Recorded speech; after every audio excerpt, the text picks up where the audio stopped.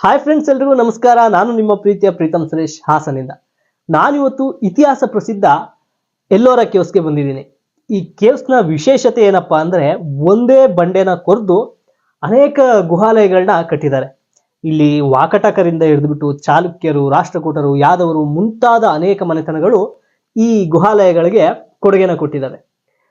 ಹಾಗೇನೆ ತಮ್ಮ ತಮ್ಮ ಧರ್ಮಗಳಿಗೆ ಅನುಸಾರವಾಗಿ ಬೌದ್ಧ, ಶೈವ, ಜೈನ ಮುಂತಾದ ಗುಹೆಗಳನ್ನ ಕಟ್ಟಿದ್ದಾರೆ.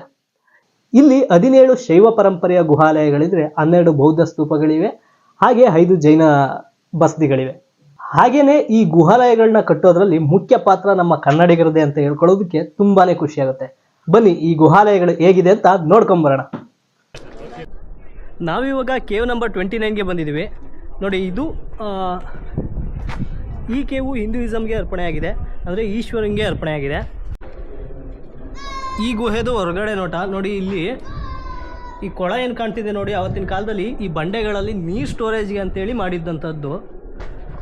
ಮೇಲಿಂದ ಎಲ್ಲ ನೀರು ಬಂದು ಇಲ್ಲಿ ಶೇಖರಣೆ ಆಗುತ್ತೆ. ಇದು ತುಂಬ ಡೀಪ್ ಇದೆ, ಹಾಗೆ ಅಗಲ ಕೂಡ ಇದೆ. ಕೆಳಗಡೆ ಸಂಪ್, ನಾವು ಇವತ್ತಿನ ಸಂಪ್ ಏನಿದೆ ಆ ರೀತಿ ಮಾಡ್ಕೊಂಡಿದ್ದಾರೆ ನೋಡಿ. ಇಲ್ಲಿ ಶಿವಲಿಂಗ ಆ್ಯಕ್ಚುಲಿ ಇದು.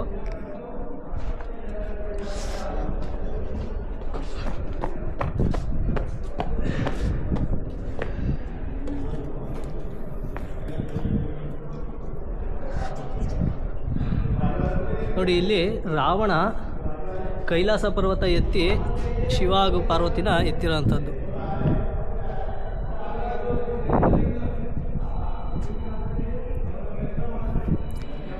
ಇದು ನೋಡಿ, ಶಿವ ಆನೆ ಚರ್ಮನ ಒತ್ಕೊಂಡಿರೋ ಅಂಥದ್ದು, ಗಜ ಚರ್ಮಾಂಬರ ಅಂತಾರಲ್ಲ ಹಾಗೆ. ಶಿವ ಈ ಆನೆನ ಕೊಂದು ಅದ್ರ ಚರ್ಮನ ತನಗೆ ಹೊಚ್ಕೋತಿರೋದು ನೋಡಿ. ಈ ಮೂಲೆಯಲ್ಲಿ ಆನೆ ತಲೆ ಇದೆ, ಇನ್ನು ಸುತ್ತ ಆನೆ ಚರ್ಮನ ಈಶ್ವರ ಹೊತ್ಕೊಂಡಿದ್ದಾರೆ.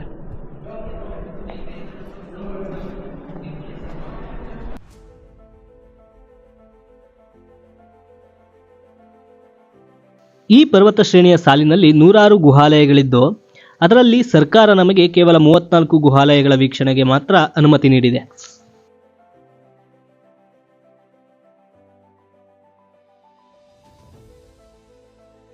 ನಾವೀಗ ಈ ಗುಹಾಲಯಗಳಲ್ಲೇ ದೊಡ್ಡ ದೇವಸ್ಥಾನ ಆದಂಥ 16ನೇ ಕೇವ್ ಟೆಂಪಲ್ ಕೈಲಾಸ ದೇವಸ್ಥಾನಕ್ಕೆ ಬಂದಿದ್ದೀವಿ. ನಮ್ಮ ಇಡೀ ಪ್ರಪಂಚದಲ್ಲೇ ಒಂದು ಶಿಲೆಗೆ ಜೀವ ತುಂಬಿರುವಂತಹ ದೇಶ ಅಂದರೆ ನಮ್ಮ ಭಾರತ ಮಾತ್ರ.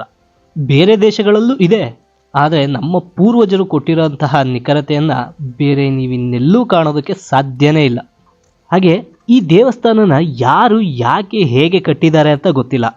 ಬಟ್ ಆದ್ರೂ ಕೆಲವು ತಾಮ್ರ ಶಾಸನಗಳ ಪ್ರಕಾರ ನಮ್ಮ ರಾಷ್ಟ್ರಕೂಟದವರೇ 1ನೇ ಕೃಷ್ಣ ನಿರ್ಮಿಸಿದ್ದಾರೆ ಅಂತ ನಮ್ಮ ಆರ್ಕಿಯಾಲಜಿಸ್ಟ್ಗಳು ಕನ್ಸಿಡರ್ ಮಾಡಿದ್ದಾರೆ. ವಡೋದರದಲ್ಲಿ ಸಿಕ್ಕಿರುವಂತಹ ತಾಮ್ರ ಶಾಸನದಲ್ಲಿ 1ನೇ ಕೃಷ್ಣ ಪೋಷಿಸಿದಂತಹ ಶಿವಾಲಯ ಅಂತ ಮೆನ್ಷನ್ ಆಗಿದೆ. ಆದ್ರಿಂದ ನಾವು 1ನೇ ಕೃಷ್ಣ ಕಟ್ಟಿರ್ಬೋದು ಅಂತ ಕನ್ಸಿಡರ್ ಮಾಡಿದ್ದೀವಿ.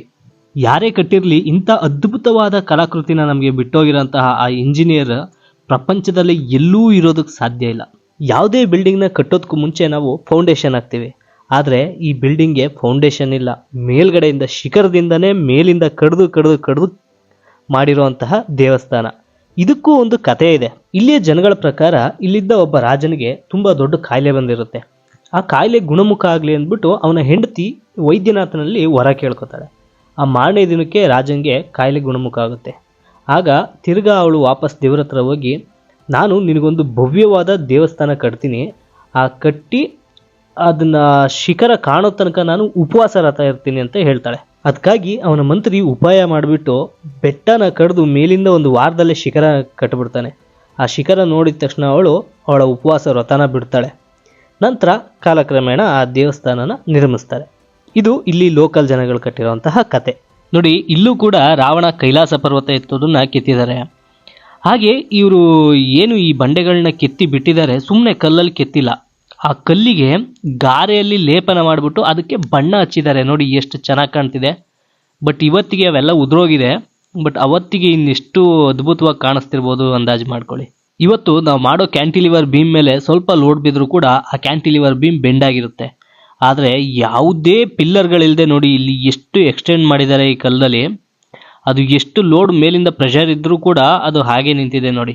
ಈ ದೇವಾಲಯ ದ್ರಾವಿಡ ಶೈಲಿಯಲ್ಲಿದ್ದು ಚಾಲುಕ್ಯ ಹಾಗೂ ಪಲ್ಲವರ ಶೈಲಿಯನ್ನು ಒಳಗೊಂಡಿದೆ. ಹಾಗೆಯೇ ಈ ದೇವಾಲಯದ ನಿರ್ಮಾಣವನ್ನು ಆನೆಗಳು ಸಂಪೂರ್ಣವಾಗಿ ತಮ್ಮ ಭುಜದ ಮೇಲೆ ಹೊತ್ತು ನಿಂತಿವೆಯೇನೋ ಎಂಬಂತೆ ಕೆತ್ತಲಾಗಿದೆ. ಇಲ್ಲಿ ಕಾಣ್ತಿರುವಂತಹ ಆನೆಗಳ ಸೊಂಡ್ಲು ಒಡೆದಿರೋ ಕಾರಣ ಏನಪ್ಪಾ ಅಂದ್ರೆ, ನಮ್ಮ ದೇಶ ಕಂಡಂತ ಅತ್ಯಂತ ಕ್ರೂರ ರಾಜಕಾರಣಿ ಔರಂಗಜೇಬ ತನ್ನ 1,000 ಸೈನ್ಯನ ಇಲ್ಲಿಗೆ ಕಳಿಸ್ಕೊಟ್ಟಿರ್ತಾನೆ ಈ ದೇವಸ್ಥಾನನ ನಾಶ ಮಾಡಿ ಅಂದ್ಬಿಟ್ಟು.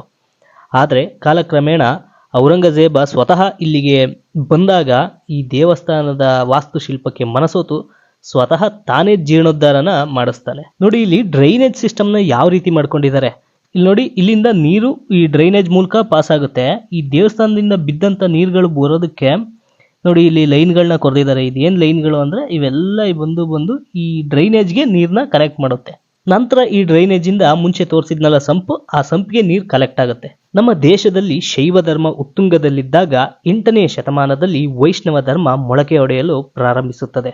ಆ ಮೊಳಕೆಗೆ ಮೂಲ ಕಾರಣವಾದವರೇ ಕನ್ನಡಿಗರಾದ ಚಾಲುಕ್ಯರು ಹಾಗೂ ರಾಷ್ಟ್ರಕೂಟರು. ಇವರ ನಂತರ ಹೊಯ್ಸಳರ ಕಾಲದಲ್ಲಿ ರಾಮಾನುಜಾಚಾರ್ಯರು ಬಂದ ಮೇಲಂತೂ ಶೈವ ಧರ್ಮನ ಮೀರಿಸಿ ವೈಷ್ಣವ ಧರ್ಮ ಉತ್ತುಂಗಕ್ಕೆ ಇರುತ್ತೆ. ಹಾಗೆ ಅದೆಷ್ಟೋ ಶೈವ ದೇವಾಲಯಗಳನ್ನು ಕೂಡ ವೈಷ್ಣವ ದೇವಾಲಯಗಳನ್ನಾಗಿ ಮತಾಂತರ ಮಾಡಿದ ಅದೆಷ್ಟೋ ಉದಾಹರಣೆಗಳು ನಮ್ಮ ಕಣ್ಮುಂದೆ ಇವತ್ತಿಗೂ ಇದೆ.